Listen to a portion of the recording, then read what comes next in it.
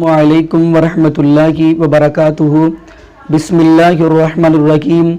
नाज़रीन, ये 3 दिन कबल आपने लाहौर मोटरवे पे जो सानिया पेश आया, वाक़या पेश आया, एक औरत के साथ ज़्यादती की गई, तो यकीन मानिए असल रियासत मदीना कौन सी है? असल रियासत मदीना वो नबी अकरम हज़रत मुहम्मद रसूलुल्लाह सल्लल्लाहु अलैहि वसल्लम।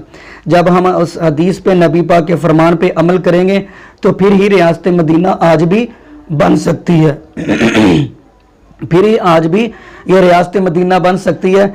चलिए हम इस पे सहीह बुखारी की हदीस पढ़ते हैं। कबल इसके पे मैं सहीह बुखारी की हदीस पढ़ूं, जब भी औरतें घर से निकलें तो उनका ये हक बनता है आयतुल कुर्सी पढ़ के, जिक्र ज़िकार करके फिर वो घर से बाहर निकलें ताकि वो अल्लाह की हिफाजत में रहें।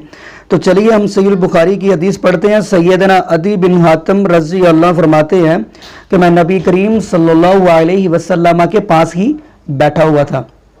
पता है, मैं पास ही बैठा हुआ था, एक आने वाला आया, उसने आके फ़िक्र फ़ाकर की शिकायत कर दी फिर दूसरा आया, आकर कहने लगा अल्लाह के नबी, रस्तों पे बद अमनी है।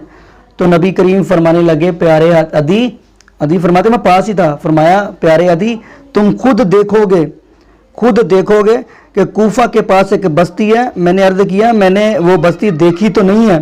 तो नबी करीम ने फरमाया अगर तुम्हारी ज़िंदगी कुछ और लंबी हुई तो तुम देखोगे होदज में एक औरत बैठकर अकेली सफ़र करेगी, हीरा से सफ़र करेगी और मक्का पहुंचकर बैतुल्लाह का तवाफ़ करेगी, सफ़ा मरवा की साई करेगी, हजर अस्वद के बोसे भी रहेगी और जमजम का पानी भी पिएगी। कोई डाकू, कोई लटेरा वहाँ नज़र नहीं आएगा।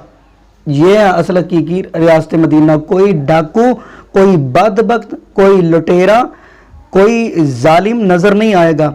जब ये नबी पास ने बात की तो अदी फरमाते हैं कि अल्लाह के नबी ने जब भी फरमाया हक फरमाया, क्योंकि कुरान जब भी बोलते हैं अल्लाह फरमाते हैं तो नबी पाक बोलते हैं, क्योंकि कुरान भी कह रहा है इन हुआ इल्ला वहयूहा फरमाते जब ये बात मैंने सुन ली तो मुझे पुख्ता यकीन हो गया।